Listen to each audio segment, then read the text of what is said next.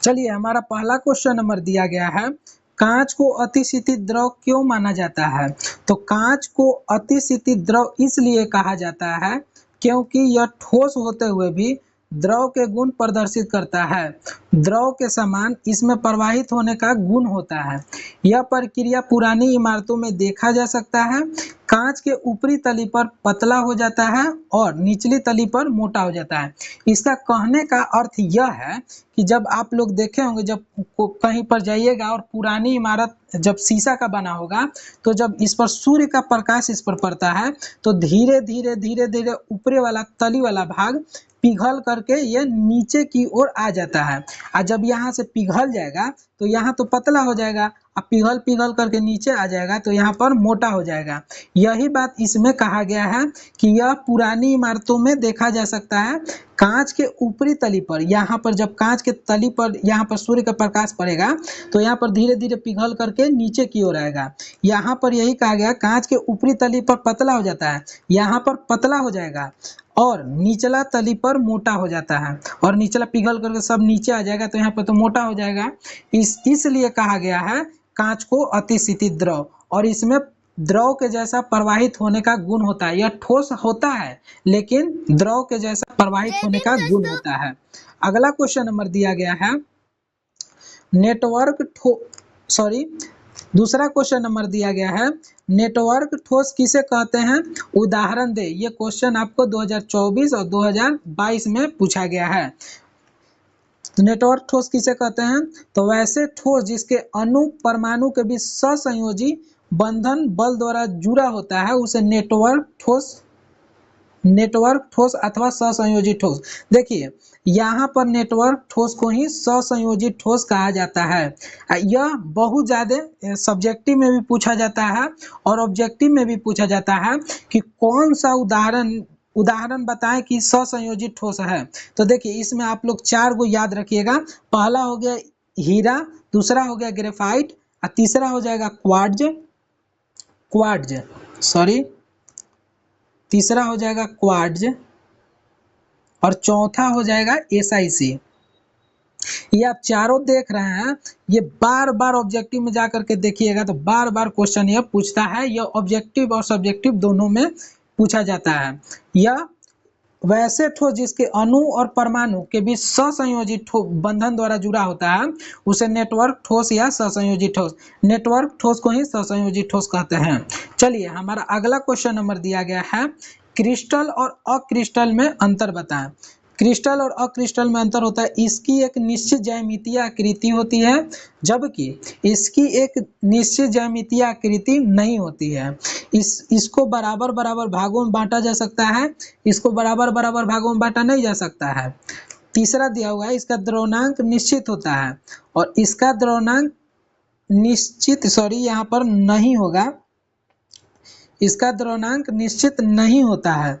यह असमदैशिक होता है और यह समदैशिक होता है। यह दीर्घ परासी होता है लॉन्ग रेंज, और यह लघु परासी होता है स्मॉल रेंज। आशा करते हैं कि आपको यहीं पर आपको याद हो गया होगा। चलिए हमारा चौथा क्वेश्चन नंबर दिया गया है, फ्रैंकल दोष क्या है? उदाहरण के साथ व्याख्या करें। देखिए फ्रैंकल दोष में क्या होता है ना है कि वो क्रिस्टल होता है जिसमें प्लस माइनस अपने स्थान पर सब कोई रहता है। क्या करता है, कोई धनायन एगो क्रिस्टल से क्या करता है, यहाँ से धनायन उठ करके अंतरकाशीय स्थान में चल जाता है। देखिए यहाँ पर भी धनायन है, ऋणायन, लेकिन यहाँ से क्या किया है कि यहाँ से धनायन उठ करके अंतरकाशीय स्थान में चला गया। देखिए यहाँ से उठ करके अंतरकाशीय स्थान में चला गया है, इसलिए इसे फ्रैंकल दोष कहते हैं। इसमें धनायन अपने स्थान को छोड़ करके खाली स्थान अंतरकाशीय स्थान में चले जाते हैं। अंतरकाशी मतलब खाली स्थान में चले जाते हैं, फ्रैंकल दोष कहलाते हैं। इसमें क्या होता है ना है, फिर से आप समझ लीजिए, इसमें क्या होता है कि सभी अपने स्थान पर होते हैं, लेकिन एगो क्या करता है कि धनायन जो होता है ना, धनायन अपने स्थान को छोड़ देता है। देखिए यहाँ पर अपना स्थान छोड़ दिया है और जा करके अंतरकाशीय स्थान में बैठ गया है, उसे ही क्या कहते हैं, फ्रैंकल दोष कहते हैं। अगर आपसे पूछ दिया कि फ्रैंकल दोष क्या होता है, तो फ्रैंकल दोष इसमें धनायन अपने स्थान को छोड़ करके अंतरकाशीय स्थान में चले जाते हैं, उसी को फ्रैंकल दोष कहते हैं। चलिए हमारा पांचवा क्वेश्चन नंबर दिया गया है। पांचवा क्वेश्चन है शॉर्टकी दोष क्या है, उदाहरण के साथ व्याख्या करें। तो देखिए इसमें क्या होता है, एगो क्रिस्टल होता है, इसमें से धनायन और ऋणायन क्या करता है, समान संख्या में ये समान संख्या में भागेगा। धनायन जब भी भागेगा तो धनायन है ऋणायन समान संख्या में भागेगा। इसमें आप 2 को भी भागेगा, 3 को भी भागेगा, लेकिन समान संख्या में भागेगा। इसमें क्या होता है कि समान संख्या में देखिए यहाँ पर ऋणायन होगा और यहाँ पर धनायन होगा। क्या किया कि अपने स्थान को यहाँ से छोड़ दिया और क्रिस्टल से बाहर निकल गया, उसी को क्या कहते हैं, शॉर्टकी दोष कहते हैं। देखिए फ्रैंकल दोष में क्या हुआ था, ये अंतरकाशीय स्थान में चला गया था।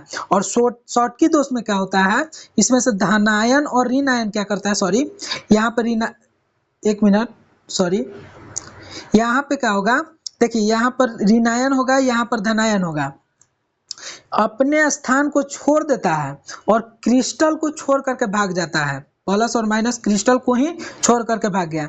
लेकिन यहाँ पर क्या होता था, फ्रैंकल दोष में क्या होता है, यहाँ से प्लस तो भागता, धनायन भागता था, लेकिन अंतरकाशीय स्थान में मतलब घर में ही रह जाता था। और इसमें क्या होता है कि इसमें धनायन और ऋणायन क्रिस्टल से बाहर निकल जाता है, इसलिए इसे शॉर्टकी दोष कहते हैं।